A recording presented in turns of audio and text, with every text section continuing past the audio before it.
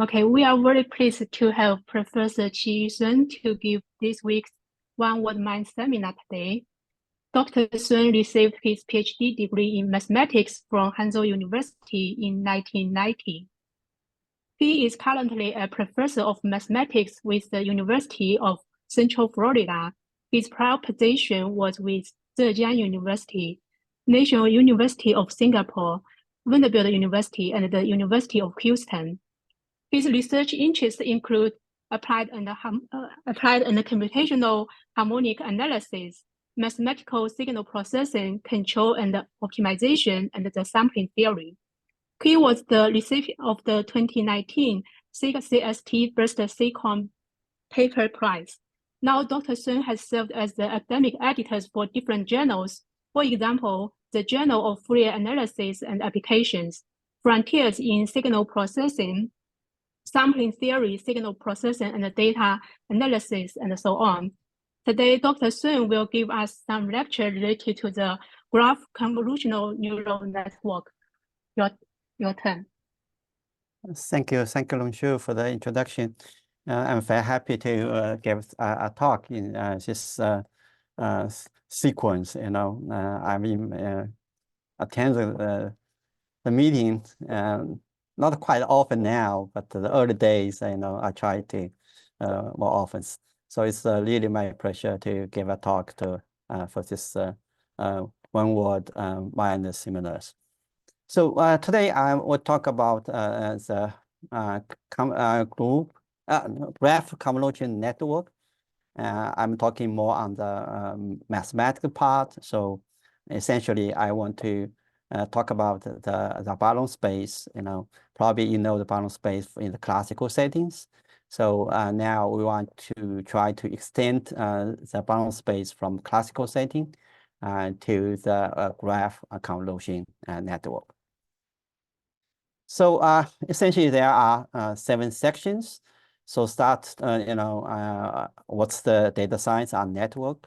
That's the graph coming from. Then next we discuss what kind of functions we are interested and how to define it. And also we want to use convolutional neural network to approximate functions on graphs. Next, we want to introduce the convolutional neural network on graphs.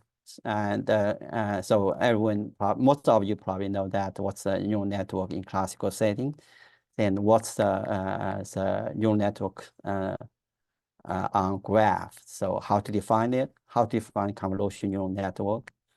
So after that, then we want to see that, whether this neural network can be used to approximate functions. So whenever you say approximate functions, then what kind of function can be approximated? So in the classical setting, Barron space is used, and now for the graph settings, so how to define Barron space? So we need to have a right space, otherwise you cannot do the approximation. You cannot use the graph convolution neural network. So that's why the next section is about approximation properties for functions in Barron space. And for the neural network, most probably we use the neural network to learn functions. Then you have to know the learnability, so that you have a bunch of data. Then whether how much data you can use to find the function approximately. What's approximation errors or others? So that the learnability also is important issues for if you want to understand the graph convolution neural network. So of course, at the end, it always talk about what the conclusion is, and also open for the discussions for the topics. So this is an abstract. Also give you the problem I want to consider. So the graph convolution network is operate on the graph domains. It's not operating on the RD, so organic space. And for engineering point of view, there's really have supreme performance already. It's demonstrated that it's there. But we are mathematicians, so what kind of math we can play, So we try to develop certain mathematics that could be used for engineering applications or for the convolutional network graph. So as I said, we need to define a right space for functions. So and then where the function in that space can be approximated by the graph convolution network. And then I will see how to learn function from in that space. So as my talk is based on a joint work in the archive with my students now in the archive. So if you want to see details of my talk, you can go to the archive and hold the whole paper. So everyone knows the data science on networks. So data science is so popular. So what's the data science on network? So first, what's the network? Network is a common language, so it's not mathematical language. So it's used in many real-world applications, such that sensor network, smart grid, so social network, and epidemic spreading, airline flight network, computer visions. So there's many applications there. So and sometimes we use network, sometimes we don't use network, but so the mathematical point of view or mathematical description of network, really we use a graph to describe its topological structures. So the graph contains two parts essentially. So there's a set of vertex phi, then set of edges E. As for weighted graph, then also have the weight for every edge. So this is the mathematical description for that. But because the set of vertex or the edges have a lot of flexibility, so they can be used to describe a different network and also signals on the network. So you can see that here I have given you two examples. So the first example is about the sensor network. So sensor network is that you have a lot of sensors. And between sensors, that should have some connections, right? So either it's like a communications between the sensors, or the data between sensors have some correlations. Because whenever two sensors are very close, the data collected probably have correlations. So the correlation also can be used as edges, or the physical distance can be used as edges. And the position also can be used as a vertex. So that's the way to describe a sensor network. So also in the computer vision, so our human body have a bones, right? And the scatterings. So it's quite clear that we can also use a graph to describe the structures, because we have between bones, you have the joints. So the joint is essentially you can consider as a vertex. Then the bone between the joints you consider as an edge. So more like you have a physical edge now. So of course the edge you have in the weighted, right? Because you have length, function, you can put a different weight. So this is a way to describe the scattering of structure of human bodies. And this is very useful for use for the computer visions. So if you want to describe the movement of human bodies, so use graph to describe humans, they look at the scattering structure. So this is one way why the graph is used in computer visions. And also the graph neural network is used for the computer visions. It has been very successful performance. So then, how to, describe a graph? Of course, temporarily we just consider find a graph. So find a graph, you can count it as number 1, number 2, number 3, number 4. So you can use numbers like 1 to n to describe it. But usually we just say, a set of vertex. So that's why whenever we say a signal on graph, we use a vector x equal to x1 up to xn, or use xi. I is index set in the vertex set. So the difference is that you can see that for the I, so the component is in the graph. So they have structure there. It's not like 1, 2, 3, 4. Then 1 is larger than 2, 1 is less than 2, 2 less than 3, like this. Now 1 is connected to 3 probably, right? And 2 is really far away from 1 because it's not connected. So you want to use the structure to describe, to understand the vectors. So graph signal essentially is a vector, but the index set have structure. So you can understand it either way. Of course, whenever the component or xi could be numbers, could be letters, could be vector values, vector values. For example, you computer vision, that's a space coordinate, right? So because that's the positions of the joint. So it could be vector valued, could be scalar valued, but anyway, so it's something, that's the way. So here I give you two examples here. One is the temperature. So you can see that for different locations, there's a network there because you have weather stations. Then the nearest weather station have connections, right? Then the color here is essentially the temperature. It's more red, that means temperature is higher, and green blue, then this means low temperatures.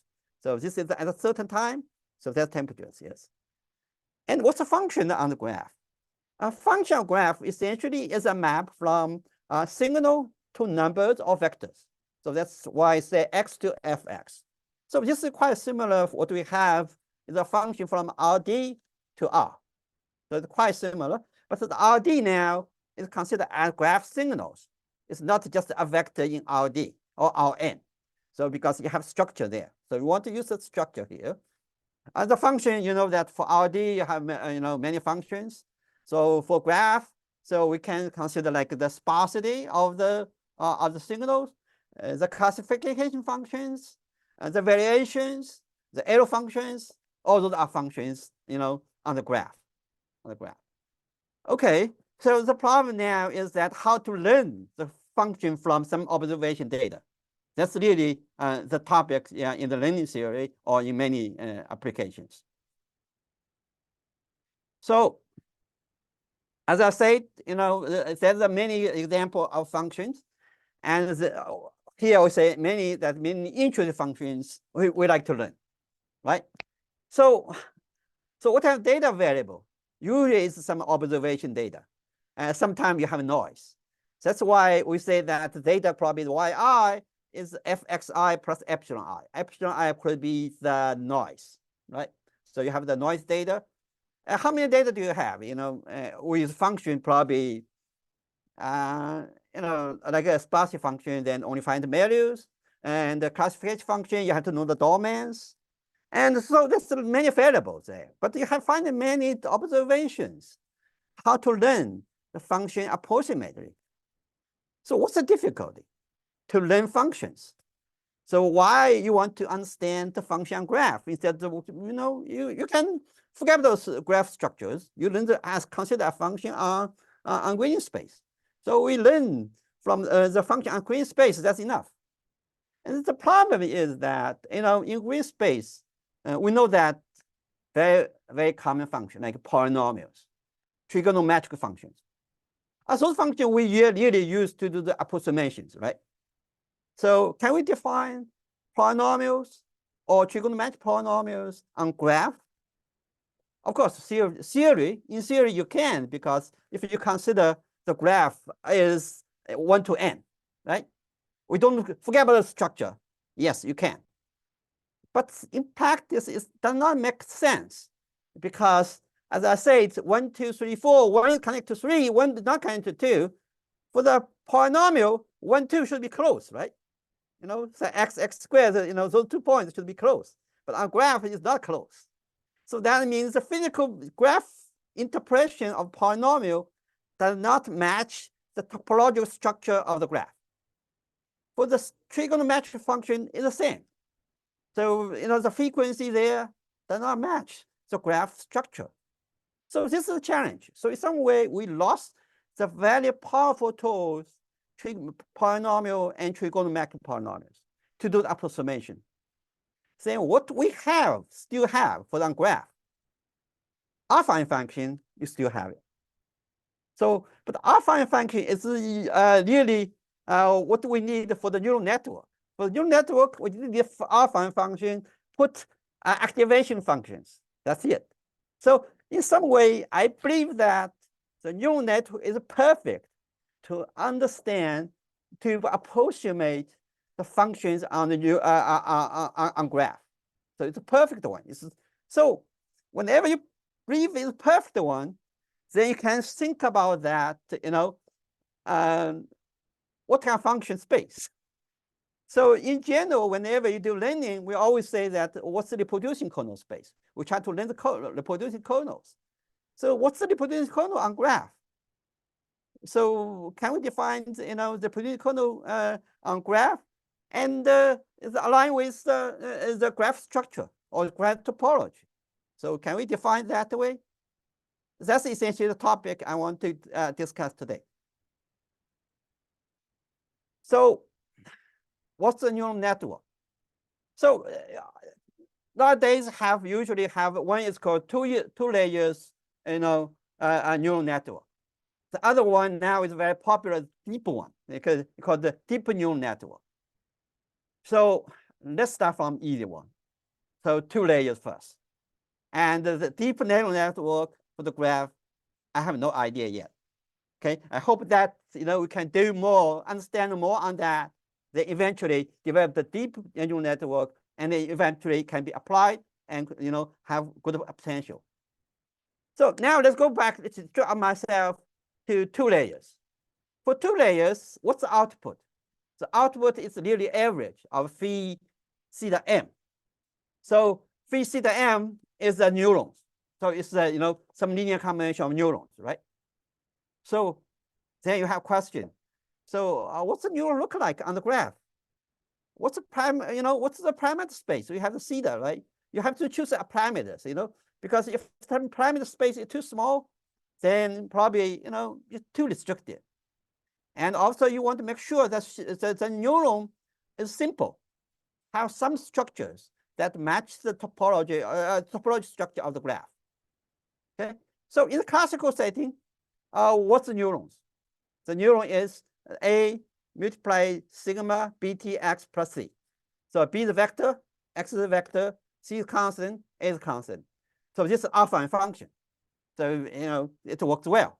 And usually we can use little functions, sigma as activation functions. So how to couple neural net with topology structure of the underlying graph? Can we use btx? If you use btx, essentially you don't have to use the structure of the x, the graph signal. So we want to use structure of that one.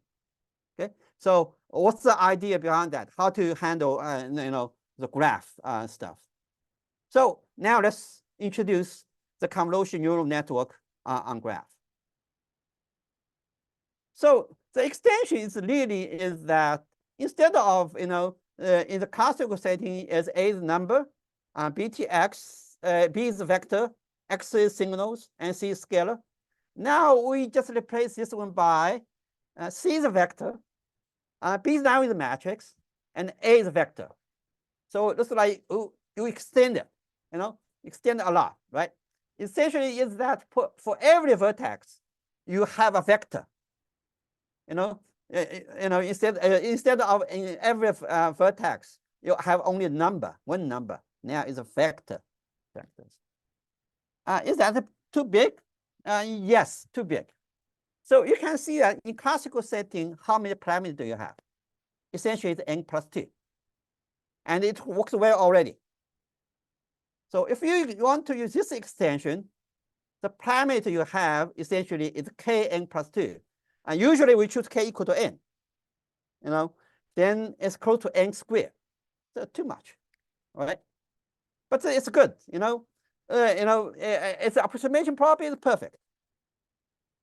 But now it's not good with to the learn, because you have too many parameters. Because if you have too many parameters, it's hard to learn, right? So you try to have less parameters to learn, but still have good approximations. Okay, so then what's the idea? The idea behind that, you want to replace the btx, the matrix operation, by convolutions, by the graph convolutions. So that's why we say our graph convolution neural network the neuron is AT sigma B convolution X plus C. Okay, so is this a linear function? The Bx plus C is affine function, still affine. So still affine, that means still have geometric meanings on the graph. And how many parameters do you have? Not much, 3n. So the n is the order of the graph.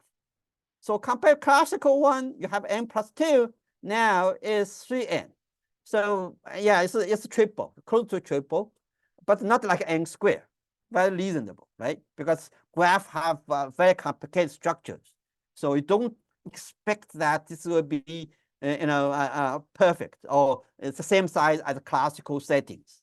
So 3n, very reasonable stuff. Then what's the question? The question is, can GCNN or graph neural net, convolutional net, can be length function on graph? So I think this is a natural question. So the answer is yes. So I gave you the answer at almost the end of my talk. Of course, the first thing you want to say, you define the graph convolution network. Of course, that's how to define convolutions, right? So in classical setting, convolution is well defined. This is integral f x plus t or gt dt, something like this. But in graph setting, how to define? Because graph now is finite, right? It's not on the real line. So how to define graph convolutions?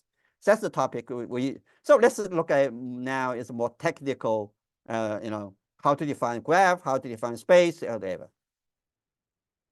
Okay, how to define the graph? So definitely you have to use the structure, the topological structure of the graph, right? So for the graph, you have the adjacency matrix, you have the degree matrix, you have Laplacians.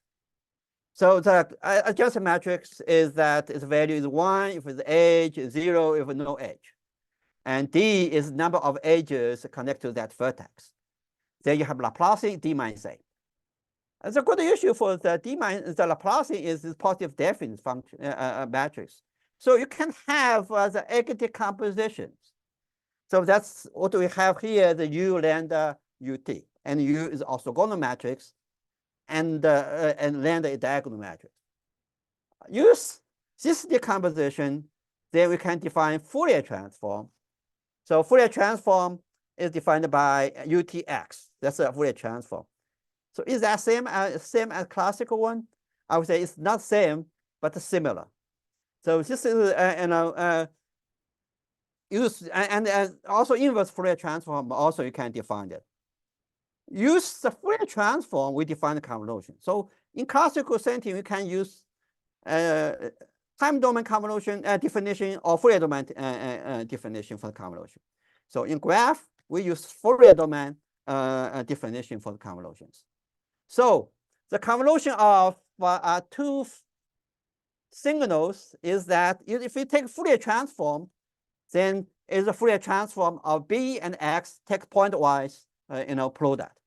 So that's the convolution on the graph. So it's the graph Fourier transform makes sense. So I have the graph here that for the Minnesota traffic, you can have 1 and 0, take Fourier transform, you can see the decay property, right? So high frequency is close to 0, low frequency is high. So because piecewise constant function, you have decay, right? So I mean Fourier transform is meaningful for that way. Okay. So now we have defined the convolutions. Then in some way you have the output of GCNN, right? So this is summation of phi c to m. C and the neuron is AT B convolution X plus C. Whenever you have the parameter ABC getting. Okay, so, but all the ABC is graph signals. It's not the numbers. It's all our graph signals. Okay, so then we have question. So what kind of function can be recovered from the GCNN? Of course, approximately, right? Okay, so of course, we are mathematicians, so we want to try to think about what kind of function in the space can be approximated, right? If you find the right space, that's great. Without space, we need to look at try and see, right? But you have space, most probably you have a mathematical theory behind that. So let's see what kind of space will be reasonable. Okay, So the idea for the function is that you start from representation. So if we look at the GCN, so the Fn is the linear combination of the combination of AMT sigma BM plus convolution X plus CM, right? So the idea is that this is discrete. Let's place by use probability measures. So if the probability measure is in the equation 3, that's the representation of function in Barron space. So if it's a delta measure, then go back to the GCNN, right? So that's the way to understand, the extension from GCNN to function in the Barron space. So at least we know that, output of GCNN has above the expressions. Does arbitrary function have the above the expressions? So it looks like it's too odd. I mean, you introduce representations, right? It's odd stuff. So it makes sense or not? And it really makes sense is that if a function is continuous on the domains, you always can be approximate by function in Barron space. So it's dense. So then if you take closure as the infinite norm is closed, is dense. So it's reasonable, right? So reasonable space. Okay, so then why it's called Barron space? So Barron space used in the classical, convolution network. This is a function on such that it's Fourier transform f hat multiply kc dkc is finite. But it's quite clear there's a big difference between the classical Barron space and these representations, right? So we try to make connections. So next slide, we're trying to make connections. Really, they are have certain similarity. So how to understand Fourier transform? Fourier transform and all your function, you can take an inverse Fourier transform, right? So that means f can be written as e negative IKC f hat dkc. Okay, so usually is that start from functions take Fourier transform. Now let's understand different way. Let's start from Fourier transform, find the function itself. So you can write like gx equal to integral of e I x c hc dkc. You start from h, and gx is a signal. H is something hidden. And if you think about that way, the H is more like the probability measure. And the ATE sigma BX plus C is more like EIXC. Because EIXC is our fine function about the X, about the C. And the neuron AT sigma BX plus C is about that way. It's about the alpha function, right? So that's the similarity really there is. So, but now the setting is on graph, not in classical settings, right? So, okay, that's like we see the similarity, right? We extend the classical set, definition setting for Barron space to graph setting. Now, how to understand the norm? The Barron space have a norm. How to understand the norm for those functions with set representation? Yes, we can do that way. You need to define certain quantity, right? So the quantity is that you have defined the quantity about that. You have three parameters, A, B, and C. So you have to define different norm for A and B and C. So, you can define C is a standard algorithm norm, like L2. And A, also you can define L2. But in general, you want to consider as dual norm of C. And B is a convolution, so it's more like an operator, right? So we define a certain like an operator norm, operator norm. So with those structural norm, then you can define something called FBR. So we have parameter R there, and this is like to the expectation of a row and the quantity of A, B, and C. Certain powers, a maximum. So that's like what do we have? The LP norm, standard like LP norm. Or L infinity norm. If R equal infinity, then L infinity norm. R equal less than infinity, like LP norm. So you have quantity now for function with the representations. Okay? So does that make sense? Is that a norm? Is that Banach space? Right? If it's Banach space, that'd be great, right? So really, yes, it is. So that's the theorem. That's the first main theorem. It says that the way it is a reproducing kernel Banach space. So because if you don't have the infinimum there, norm is look at very clear. But take infinimum, probably previously is norm, but it's not no norm anymore, right? Take infinimum, it's still norm. And even also it's Banach space. That means it's complete. Even better.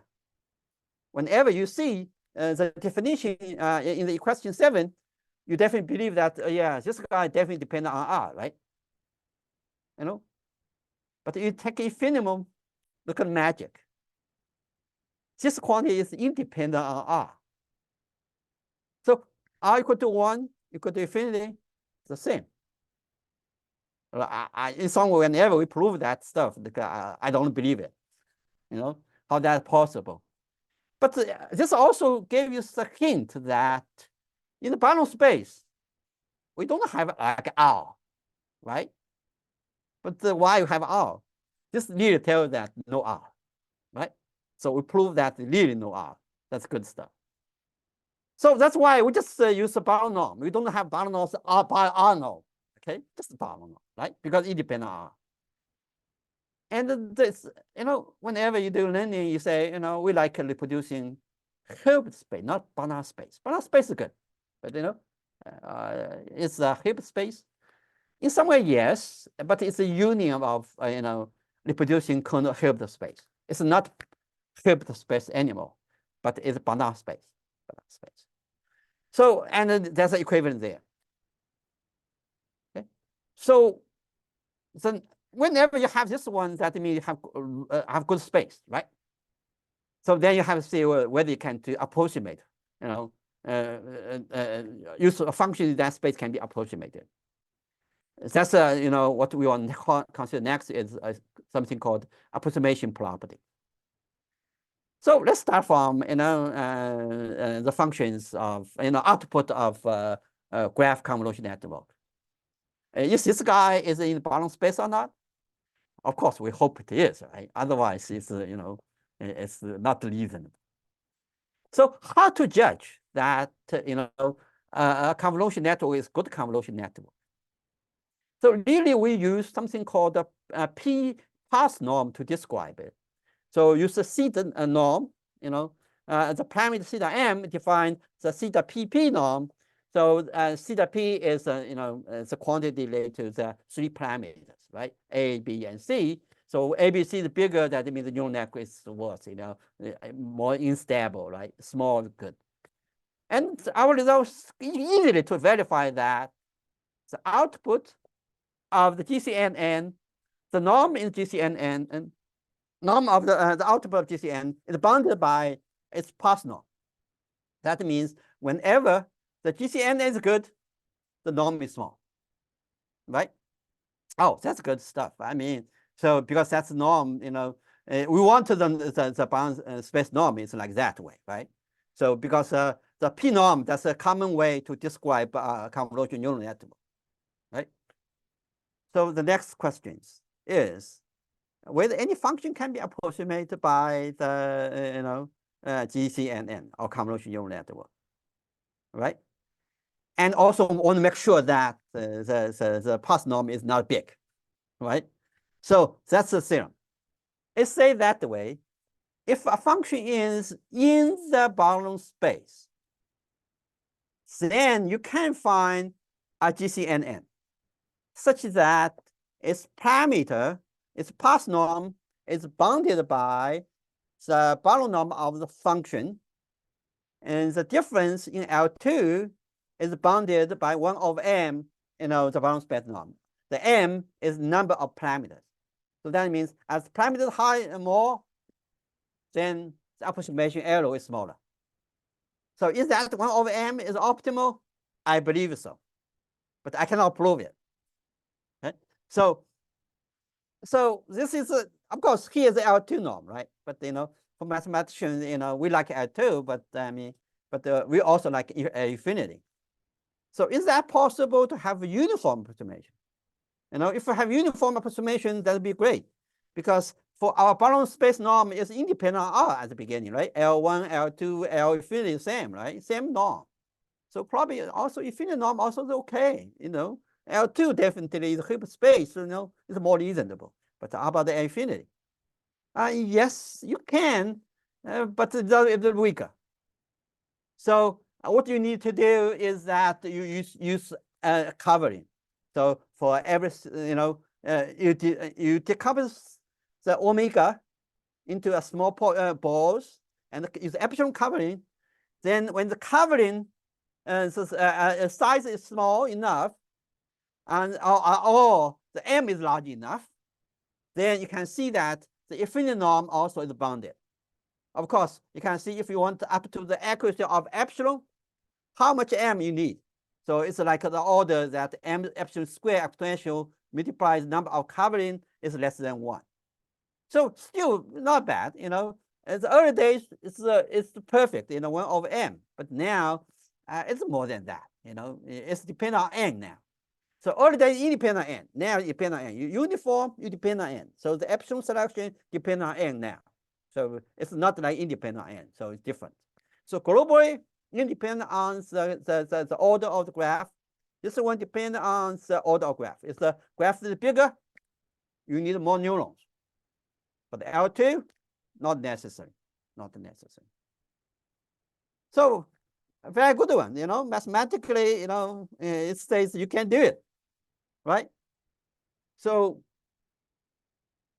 then you say whether we can really learn it. So mathematically say you can, then how's efficient? So here also we just say that it exists, right? So how to find it? So let's talk about use the standard linear theory, standard linear algorithm to see how efficient it is. Okay, so how to describe efficient learning? So there is something called complexity, random complexity. So this is quantity, random complexity for the FQ. So FQ is a set of functions on the graph with Barron space bounded by Q, right? So we want to learn all functions with Barron space less than Q, how efficiently to learn those functions. And you random complexity, if this quantity is small, that'd be more efficient. It's large and not that efficient. Okay, so let's see. We want to estimate, right? Okay, so the estimate like this. So it's bounded by 2Q and some quantity, then multiply S negative 1/2. So Q is the set of bounds, right? The bound of the functions in bound space. It's dependent linearly. That's very reasonable. The space is bigger, of course. The quantity should be bigger. And you have the log n term, so that n is the size of the graph. Yeah, log term takes square root is really almost independent on n. It's very small, right? So how about S negative 1/2? S is the sampling size. Sampling size. So sampling is bigger. That means the error is smaller, right? So this is S negative 1/2 is quite similar to the L2 norm. So 1/m, because you have 1/m because I don't take square root. If you take square root, the 1/m negative 1/2. So that's quite similar to what we have. It's a bit different is that you have log n terms. Log n terms. Okay, so this is in theory use random complexity and really how to learn. This is really the error estimate.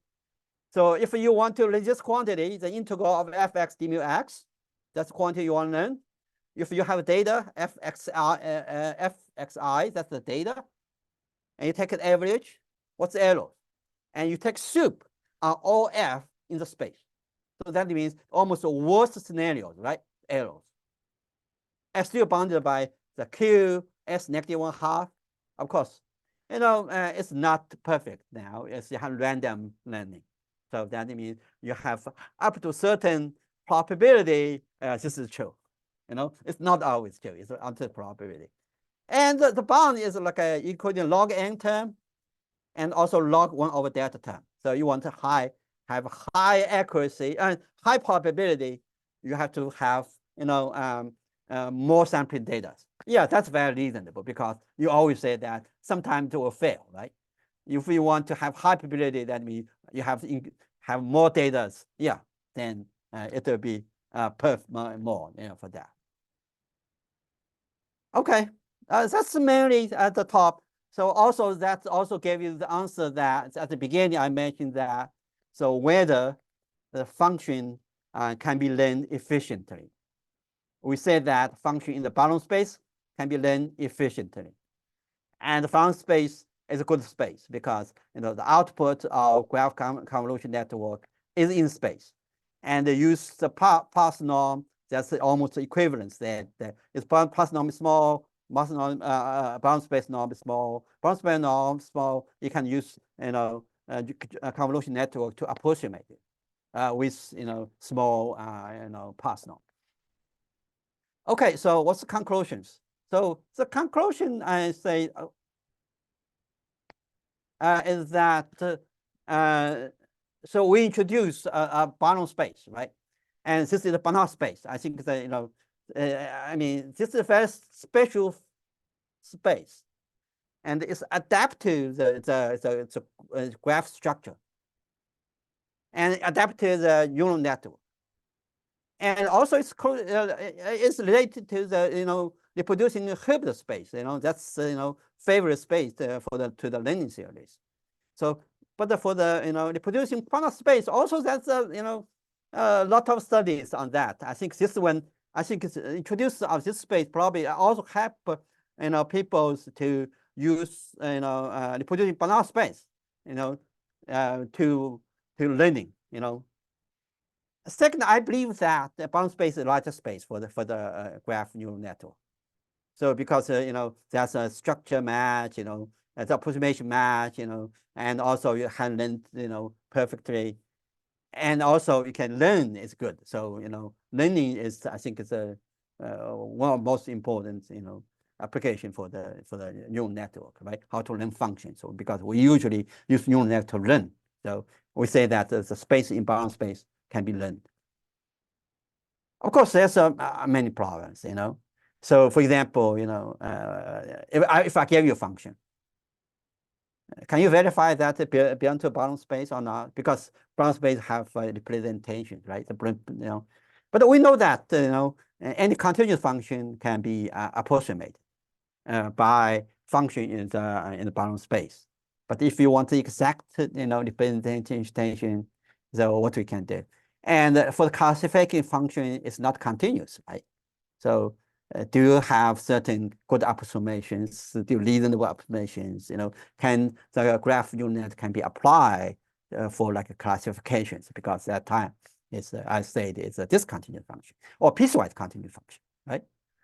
So here also my theorem, whatever, I always say existence of convolution network. But in practice, how to find it? Do you have good algorithm?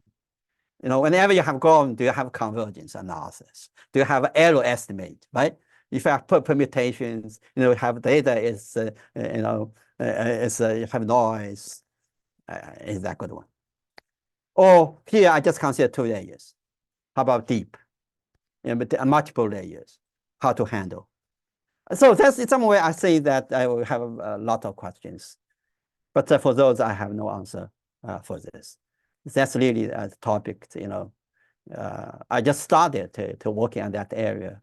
So, and I hope I can spend more time on that and get a more deep understanding for the graph neural network and find more applications, get more mathematical understanding, and get more engineering applications.